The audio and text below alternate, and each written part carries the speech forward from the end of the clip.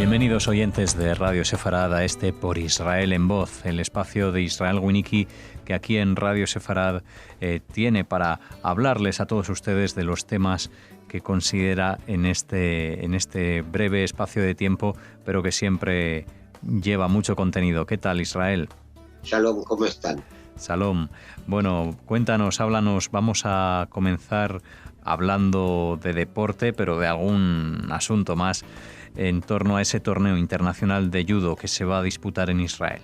Sí, se va a realizar el Grand Slam de judo en Israel. Ya vinieron 500 deportistas en un charter, pasaron todas las revisaciones previas para ver que no estén contagiados, están alojados en hoteles con facilidades para entrenamiento, muy bien. Pero no voy a hablar del torneo en sí.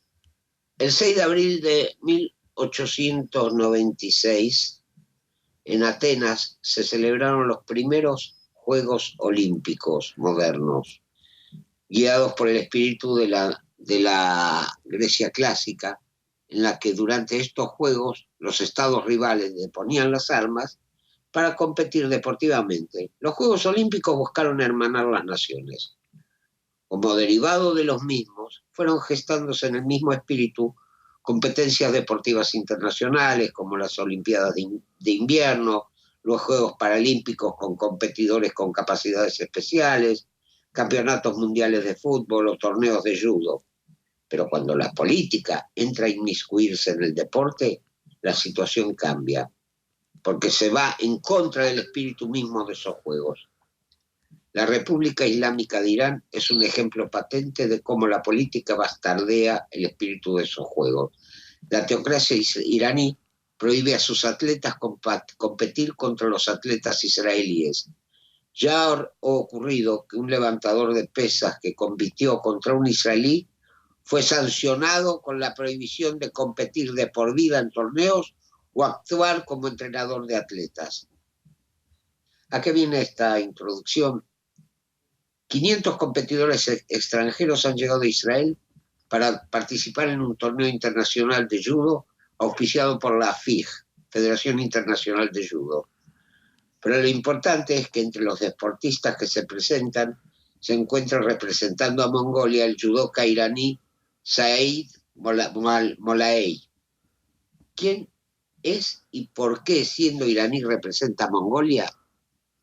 En el torneo internacional de 2019 representaba a su país en las finales. Si vencía, debía enfrentar al israelí Sagi Muki, por lo que recibió la orden del gobierno iraní a través del ministro de Deportes, Davar Zani, y el presidente del Comité Olímpico iraní, Reza Saleh Amiri, quien también lo presionó para que se retirara, diciéndole que minutos antes de su partido de semifinales, los servicios de seguridad iraníes estaban en la casa de sus padres en Teherán para que se dejara derrotar. Así no tenía que medirse con el representante de Israel. Molaei, que estaba en camino de enfrentarse a Muki en la final de la categoría masculina de menos de 81 kilos de 2019, le dijo a la Federación Internacional de Judo que cedió a la presión y perdió deliberadamente ante el belga Matías Kase en las semifinales para evitar tener que enfrentarse al atleta israelí, que terminó ganando el oro. Poco después, el gobierno de la República de Mongolia le ofreció la ciudadanía como refugiado y el Comité Olímpico Internacional lo autorizó a representar a dicho país en los Juegos Olímpicos y en otras competencias. Y hoy este deportista llegó a Israel, donde fue recibido con todos los honores. Ahora los dos pueden enfrentarse en el torneo de Tel Aviv. Muki dijo que estaría feliz de competir contra Molaei, quien se ha convertido en un amigo personal. Este es un gran mensaje para el mundo, dijo a la emisora pública Kan. Esto es algo que incluso puede acercar a Irán a Israel. Simplemente muestra cómo los deportes pueden unir a las personas y romper fronteras. Irán, no ha reconocido a Israel durante más de 40 años y aplica una política de boicot de las competiciones contra sus atletas. El año pasado, la Federación Internacional de Judo anunció una decisión para confirmar una prohibición provisional sobre Irán por su negativa a permitir que sus combatientes se enfrenten a judocas israelíes. Bueno, pues un asunto que regresa aquí a Radio Sefarad. Ya habíamos hablado de este judoka. Ahora Israel Winicky retoma este torneo internacional de judo para hablar de cómo se entromete de nuevo la política, en este caso de nuevo la iraní, para cambiar la nacionalidad de alguna forma de su competidor y poder acceder a este torneo como representante de Mongolia. Llegamos así a la segunda parte. En ella vas a hacer un homenaje, ¿verdad? Así es. El martes, según el calendario hebreo, 4 de Adar, es el aniversario de la muerte de Menachem Begin. Primero voy a dar unos datos biográficos de él. Nacido en Brest-Litovsk en el año 1913, falleció en Jerusalén, fue el 6º primer ministro israelí. En mayo de 1977 negoció los acuerdos de paz de Camp David con el presidente egipcio Anwar el-Sadat, por lo que recibieron conjuntamente el Premio Nobel de la Paz en 1978. Begin nació en el seno de una familia judía en Brest-Litovsk. Fue un sionista convencido, seguidor del movimiento juvenil sionista Betar, creado por Zev Jabotinsky. Se licenció en Derecho y desde 1939 lideró la organización sionista Betar en Polonia. En previsión de los acontecimientos venideros, Begin se concentró en el adiestramiento militar de los miembros del grupo. Al estallar la Segunda Guerra Mundial, escapó a la ciudad de Vilna, donde en 1940 fue arrestado por la NKVD de la Unión Soviética y sentenciado a 8 años en un campo de trabajo en Siberia. Pero en 1941 fue liberado debido a su ciudadanía polaca. Se unió a las Fuerzas Armadas Polacas Libres y junto con otros muchos soldados judíos. En 1942 llegó a Palestina como soldado y contactó con la organización paramilitar Irgun Tzvai Leumi, conocida como Etzel, la cual pasaba en esos momentos por un periodo de letargo. A finales de 1942 fue licenciado del ejército y comenzó la reactivación del Etzel, pasando a ser un dirigente de peso. En 1943, Begin se convirtió en el líder del Irgun y en 1944 declaró formalmente el inicio de la rebelión contra las autoridades del mandato británico. Fue fundador del partido político Herut. El Irgun se disolvió cuando se estableció el Estado de Israel y los combatientes se unieron a las filas de Tzal, de las Fuerzas de Defensa de Israel. Como dije, encabezó el movimiento Herut, que es actualmente la base del Likud. En 1977 el Likud ganó las elecciones, convirtiéndose así en primer ministro de Israel. A finales de ese año firmó los acuerdos de paz de Camp David con el presidente de Egipto, Anwar el-Sadat, se retiró del Sinaí y creó una autonomía palestina, por lo cual ambos dirigentes son galardonados con el Premio Nobel de la Paz. En 1979, Begin firmó el Tratado de Paz Israel-Egipto con Anwar el-Sadat. Bajo los términos del tratado, Israel devolvía la península de Sinaí a Egipto, y esto requería el desmantelamiento de todos los asentamientos israelíes en el área, incluida la ciudad de Yamit. Begin enfrentó una intensa oposición interna a este movimiento que llevó a una división interna en su propio partido. Bajo su mandato se llevaron a cabo famosas operaciones militares, como la Operación Ópera, en la que se bombardeó el reactor nuclear de Osirak, próximo a Bagdad, Irak, y la Operación Litani.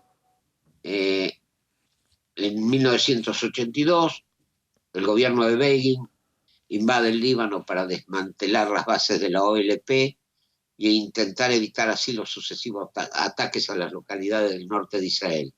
Esta invasión llamada Paz para Galilea duró 6 meses y si bien no llegó a cumplir totalmente con sus objetivos, logró expulsar a los miembros de la OLP del Líbano. Begin dimitió de su cargo en agosto de 1983, deprimido por la muerte de su esposa Aliza, profundamente decepcionado por las consecuencias de la guerra del Líbano y aquejado de una serie de dolencias que se dijo enajenaron sus facultades mentales, cosa que no está probada. Durante sus últimos años se sometió a un ostracismo voluntario, recluyéndose en su casita de la calle Tzemach en Jerusalén, y no se le vio en público, salvo en raras ocasiones, y en su reclusión voluntaria escribió el libro Rebelión en Tierra Santa. Begin murió en Jerusalén y fue sepultado con un entierro sencillo en el Monte de los Olivos, junto a su esposa y junto a la tumba de 2 de los caídos del Irgun que habían muerto desafiando a los británicos y habían sido ahorcados. Hasta aquí los datos biográficos, la mención de acontecimientos, pero la figura de Begin va más allá de esto. Como van más allá de este tipo de datos, todos aquellos que concretaron el gran sueño del renacimiento de un Estado judío en la tierra de Israel, como un ave fénix que resurgió de las cenizas del Holocausto. Begin fue un judío cabal, orgulloso de su origen, imbuido de un amor infinito hacia su pueblo y hacia la tierra de Israel, y hacia nuestra herencia cultural y religiosa. He aquí algunas de sus citas más famosas que lo pintan de cuerpo entero. En el Senado de Estados Unidos, en el 5 de julio de 1982, respondiéndole al actual presidente de Estados Unidos, Joe Biden, Begin dijo: no nos amenace con cortar la ayuda para renunciar a nuestros principios. Señor, no nos amenace con cortar ayuda. En primer lugar, debe saber que esta no es una calle de un solo sentido. Usted nos ayuda y estamos muy agradecidos por su ayuda. Pero esta es una calle que va en 2 direcciones. Hacemos mucho por usted. Y también en las batallas recientes hicimos mucho por los Estados Unidos. Y di algunos ejemplos. Pero este no es el lugar para entrar en ellos. Por lo tanto, no nos amenacen con recortes en la ayuda. Tome nota que si en algún momento nos exige ceder sobre un principio en el que creemos, mientras amenaza con recortar las ayudas, no abandonaremos el principio en el que creemos y preferimos que recorten esa ayuda. En una reunión con Jimmy Carter en julio de 1977, Begin dijo: señor presidente, deseo decirle algo personal, no sobre mí, sino sobre mi generación. Lo que acaba de escuchar sobre los derechos inherentes del pueblo judío a la tierra de Israel puede parecerle académico, teórico, incluso discutible, pero no a mi generación. Para mi generación de judíos, estos lazos eternos son verdades indiscutibles e incontrovertibles, tan antiguas como el tiempo registrado. Tocan el núcleo mismo de nuestro ser nacional. La nuestra es una generación casi bíblica, de sufrimiento y coraje. La nuestra es la generación de destrucción y redención. La nuestra es la generación que se levantó del abismo del infierno. Éramos un pueblo indefenso, señor presidente. Fuimos desangrados no una vez ni 2, sino siglo tras siglo, una y otra vez. Perdimos 1/3 de nuestra gente en una generación, la mía. 1,5 millones de ellos eran niños, niños nuestros. Nadie vino a nuestro rescate. Fuimos diezmados, señor presidente. El origen de la palabra aniquilación es 1 en 10. Cuando una legión romana fue declarada culpable de insubordinación, 1 de cada 10 fue pasado la espada. En nuestro caso, fue 1 de cada 3, terciados. Señor, hago un juramento ante usted en nombre del pueblo judío. Esto nunca volverá a suceder. Y estas últimas 2 frases pintan su pensamiento en su totalidad. En un discurso de campaña, en una época en que había mucha división entre Ashkenazim y Sefaradim, Begin dijo Ashkenazim, Iraquim, judíos, hermanos. Y también dijo, un judío solo se inclina ante Dios. Que sea su recuerdo para bendición. Así terminamos con este recuerdo que Israel Winicky ha traído a Por Israel en Voz para cerrar el programa, esta edición que nos llevará a una próxima la semana que viene aquí en Radio Sefarad. Les invitamos a visitar la web www.porisrael.org. Gracias como siempre, Israel Winicky. No hay por qué, y será hasta la próxima, si Dios quiere.